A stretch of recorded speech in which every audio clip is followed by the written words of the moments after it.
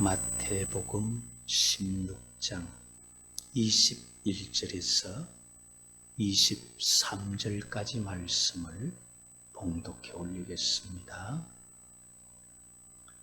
이때로부터 예수 그리스도께서 자기가 예루살렘에 올라가 장로들과 대제사장들과 서기관들에게 많은 고난을 받고 죽임을 당하고 제3일에 살아나야 할 것을 제자들에게 비로소 나타내시니 베드로가 예수를 붙들고 항변하여 이르되 주여 그리 마옵소서 이 일이 결코 주께 미치지 아니하리이다. 예수께서 돌이키시며 베드로에게 이르시되 사탄아 내 뒤로 물러가라. 너는 나를 넘어지게 하는 자로다. 네가 하나님의 일을 생각하지 아니하고 도리어 사람의 일을 생각하는도다 하시고 아멘. 마태복음 16장 21절에서 23절 말씀을 본문으로 해서 사탄아 내 뒤로 물러가라, 그런 주제로 살펴보려고 합니다. 혹시 잊어버리지 않았는지 싶어서 우리 교회 표어가 뭔지 아세요? 한번 같이 한번 해보십시다. 힘써 여호와를 알자. 우리 믿음의 대상인 여호와, 믿음의 대상을 모르면 어떻게 믿어야 될지 알 수가 없습니다. 그 믿음의 대상을 분명히 알아야 돼요. 힘써 여호와를 알자. 그런 표로 한 해를 시작했습니다. 오늘이 몇째 주인지 아세요? 52번째 주로서 24년 마지막 주일이죠. 벌써 마지막 주가 되었습니다. 연초다, 연말이다, 행사가 중요한 게 아니고 제가 볼 때는 한 해 마지막 주를 보내면서 한 해를 어떻게 살았느냐, 나 자신을 점검하는 게 상당히 중요한 것 같아요. 힘써 여호와를 알자고 했는데 내가 금년에 여호와를 얼마만큼 알았을까? 하나님과 동행하고 가까이 가려고 애를 썼는데 내가 어느 만큼 하나님께 가까이 다가섰을까? 육신적인 것을 위해서는요, 우리 때로는 돈 벌려고 한 밥도 안 먹고 잠도 안 자고 해요. 그런데 영을 위해서는, 내 영원한 생명을 위해서는 그게 잘 안 돼요. 실제로 우리가 바라고 추구하는 신앙생활은 어떤 슈퍼맨 같은 힘을 가지고 예수님 같은 능력을 가지고 시대적 영웅이 되어야 되겠다, 이런 신앙은 아니잖아요. 그냥 말씀대로 살고 주님과 동행하면서 평범한 신앙생활을 원하는 거예요. 무슨 시대에 몇백 년에 한 번씩 나오는 엘리야 같거나 다니엘 같은 그 사람들을 닮기 위해서 기도는 하지만은 우리가 그 사람들이 되려고 그렇게 애쓰지는 않잖아요. 그렇게 대단한 것을 원하지 아니함에도 불구하고 왜 우리가 자꾸 실패하느냐? 그것은 결국 알고 있는 것을 실천하지 못했어요. 내가 몰라서 잘 못 믿는 게 아니에요. 모르는 것은 누구도 못해. 그러나 중요한 것은 알고 있는 것을 실천하지 못해서 언제나 실패가 일어나는 겁니다. 그래서 내 생활 습관, 이것이 어떠한가, 그것을 한번 살펴보면서 내가 금년은 이렇게 살았으니까 내년에는 저렇게 해야지. 내 신앙생활의 스타일은 어떤가. 비록 금년 한 해 살아가는 것이 부족해 보여도 부족하다, 나는 해도 왜 안 되지 하는 데서 넘어지면 안 돼요. 누구나 다 처음부터 잘하는 사람은 없습니다. 넘어짐이 없으면 발전이 없어요. 넘어짐에서 교훈을 얻고 그 실패라고 생각하는 거기에서 내가 잘못하고 있는 게 뭔가를 찾아야 돼요. 그러면은 그 다음은 적어도 내가 잘못해서 넘어진 그걸 두 번은 안 해요. 근데 아이고 나는 안 되는가 보다 하고 그냥 던져버리면 그 반복이 또 오는 거예요. 내가 이것 때문에 금년에 힘들었구나. 나는 도저히 안 된다. 이게 아니라 그러면은 내가 요거 한번 고쳐봐야지. 우리는 두 번, 세 번 실패하는 그것 때문에 넘어지는 거고, 내가 실패한 모습이라고 좌절하기 때문에 넘어지는 것이지, 실패 그것 때문에 내가 넘어지는, 그게 나를 오히려 단단하게 만들 수 있고 나를 완전하게 할 수 있도록 내 잘못을 고치게 하는 것이 실패입니다. 실패를 어떻게 보느냐에 따라 달라요. 우리는 지난날에 또 지난 한 해 지나가면서 내가 참 잘 안 됐다는 거 있으면 그거를 기억하세요. 그리고 어떤 일이 있어도 그걸 고치려고 애를 쓰면 그거는 고쳐지는 거예요. 그냥 실패만 보기보다는 원인을 보고 고칠 수 있으면 더 좋지 않겠나, 그렇게 보여집니다. 예수님 말씀하시는 이 일들, 베드로 또는 제자들과 주고받는 대화 속에서 어떤 것을 확인했느냐 하면 제자들이 이제 나를 메시아인 걸 알았구나. 그러면서 그것을 소문내지 말라 그러면서 그 다음 단계를 이제 말씀하시는 거예요. 메시아로 고백했기 때문에 이제는 메시아가 어떻게 메시아 역할을 할 것을 말씀하시는 그 말씀이 오늘 본문 21절에 이때로부터, 이때가 언제냐면은 제자들이 메시아임을 안 그때로부터 예수 그리스도께서 자기가 예루살렘에 올라가 장로들과 대제사장들과 서기관들에게 많은 고난을 받고 죽임을 당하고 제3일에 살아나야 할 것을 제자들에게 비로소 나타내시고, 아직까지 메시아인 줄도 모르는 사람들이 이거 말하면은 다 도망가 버리겠죠. 그러나 이제는 메시아다. 너희도 갈 거냐? 아이고, 생명의 말씀이 여기 계신데 어디로 가겠습니까? 그럴 때 예수님께서 지금 이들에게 하는 말씀이, 그래, 내가 메시아인데, 메시아가 메시아 역할을 감당하려고 하면은 고난을 받고 죽고 그 다음에 다시 살아날 거다. 그것을 성경에 있는 대로 그렇게 일러주십니다. 예수님이 죽어야 하는 그 이유는 메시아의 사역을 감당하려고 하니까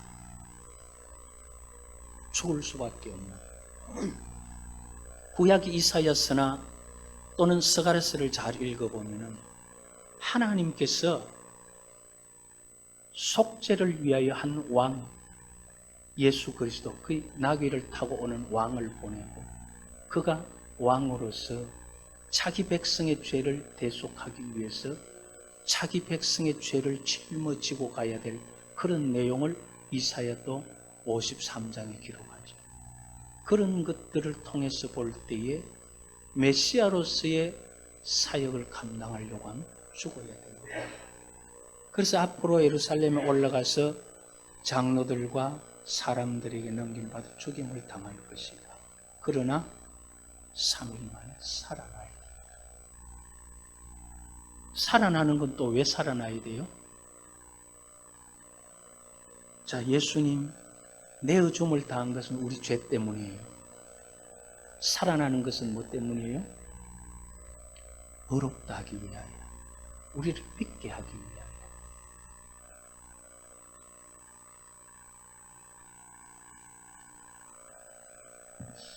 성경에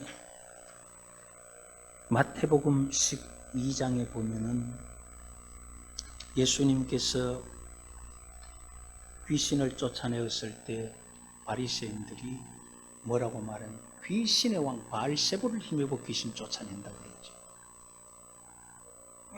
그럴 때 예수님께서 성령을 회방하는 죄는 용서 못 받는다 그래요.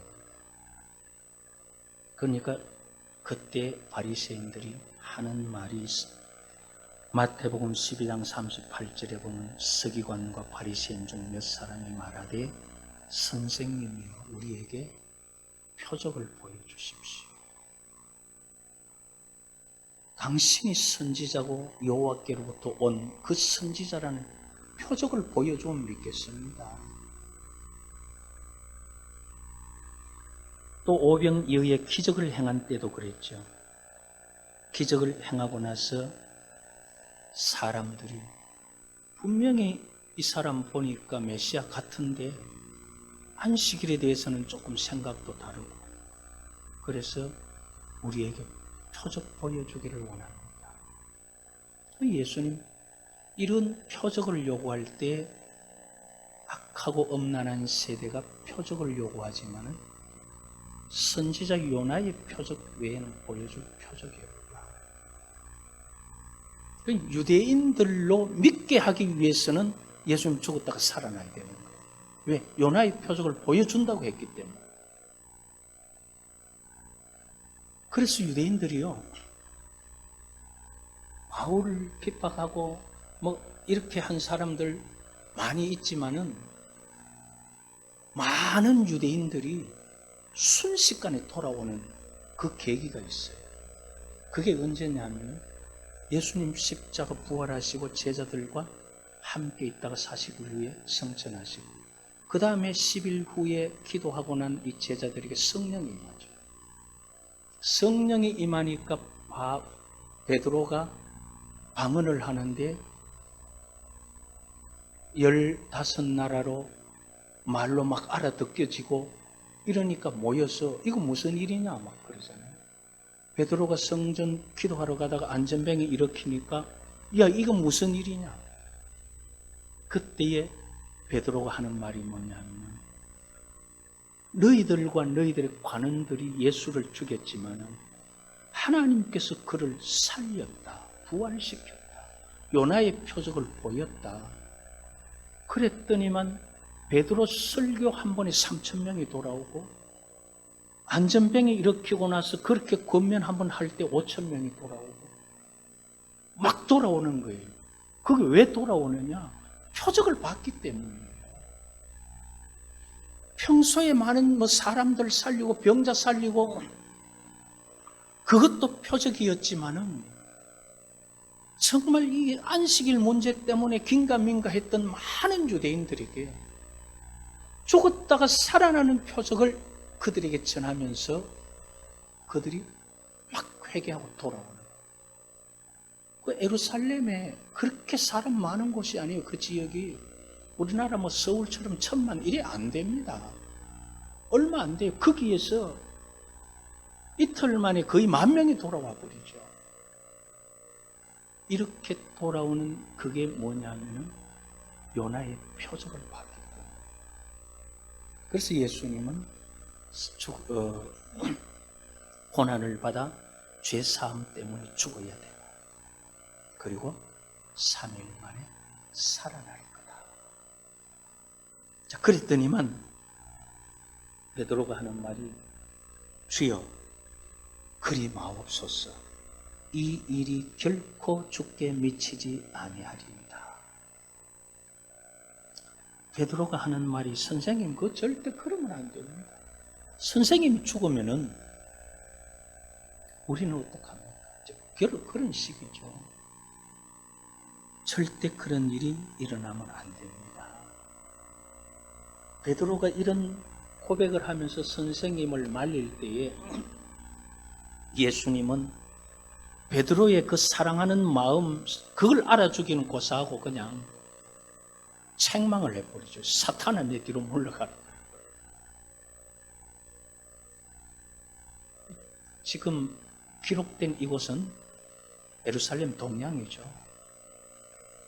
서양 사상에서는 어떨지 모르겠지만 동양 사상에 선생님이 내가 고난 당하고 죽겠다 그러는데 제자 돼 가지고 아이고 선생님 잘 죽으십시오, 고통 없이 가십시오, 그럴 사람 누가 있어요?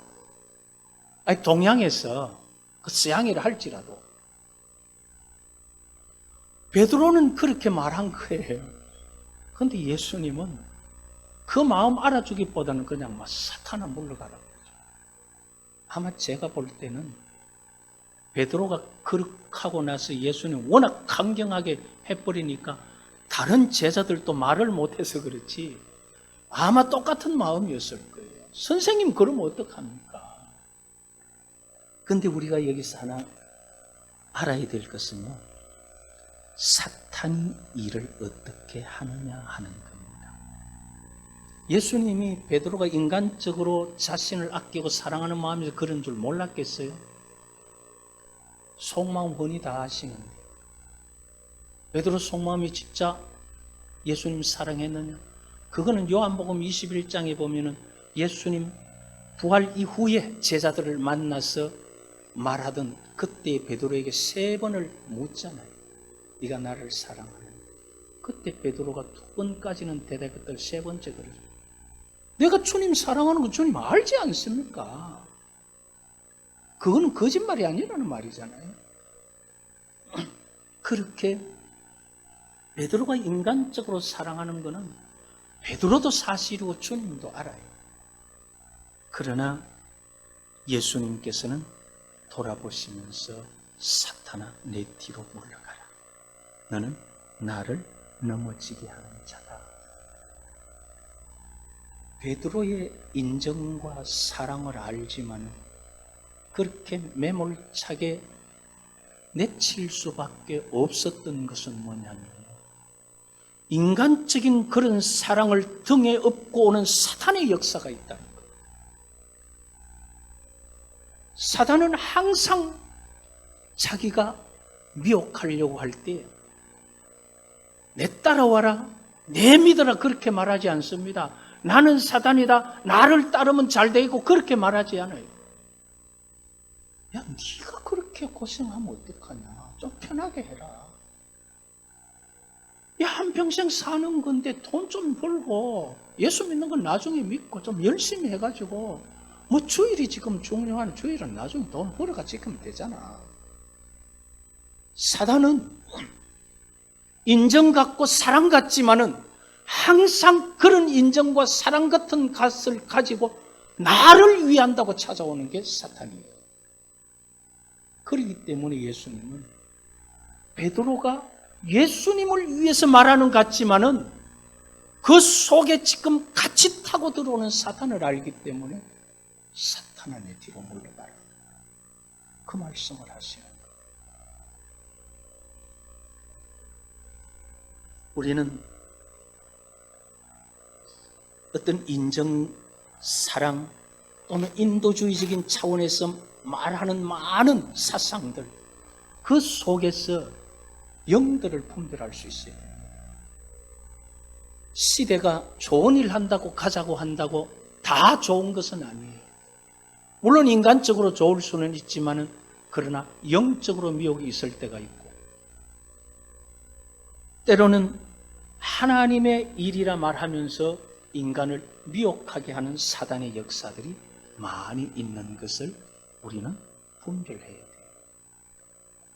에덴 동산의 하와에게 사탄이, 그 뱀이 야, 니 내 말 들어라, 하나님 거짓말이다, 그래 말 안 했어요.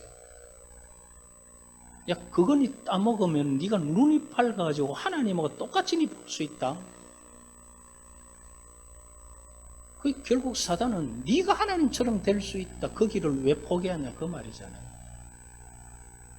사단은 우리에게 역사할 때 항상 나를 위해서 오고 나를 사랑한다고 말하고 나의 어떤 유익, 그걸 위해서 인정을 가지고 정의를 가지고 말하는 것처럼 다가오지만은, 사단은 그렇게 찾아와서 결국은 우리를 위하는 게 아니라 나를 위하면서 하나님을 떠나 자기 권세 아래 두려고 하는 것이 사단의 역사예요. 그래서 예수님께서 하신 말씀은 네가 하나님의 일을 생각하지 아니하고 도리어 사람의 일을 생각하는 거다. 자, 여기서 한 가지 생각을 해보세요. 예수님 분명히 사탄아 내 뒤로 물러가라 그랬잖아요. 그러면은 네가 하나님의 일을 생각지 아니하고 사탄의 일을 생각하는 것도 해야 되잖아요. 무슨 말인지 잘 모르겠어요. 사탄아 내 뒤로 물러가라 했으면은 네가 지금 사탄의 일을 하고 있다, 그 말인데, 하나님의 일을 생각하지 않고 왜 사탄의 일을 하느냐 이래야 되는데, 왜 하나님의 일을 생각하지 아니하고 왜 사람의 일을 생각하느냐 그랬단 말이에요. 이게 무슨 말이냐는 거예요. 사탄은 그렇게 사람을 위한다고 오는 게 사탄의 역사다는 거예요. 사탄은 하나님의 일을 방해한다고가 아니라 사람의 일, 네 입장 좀 생각해라.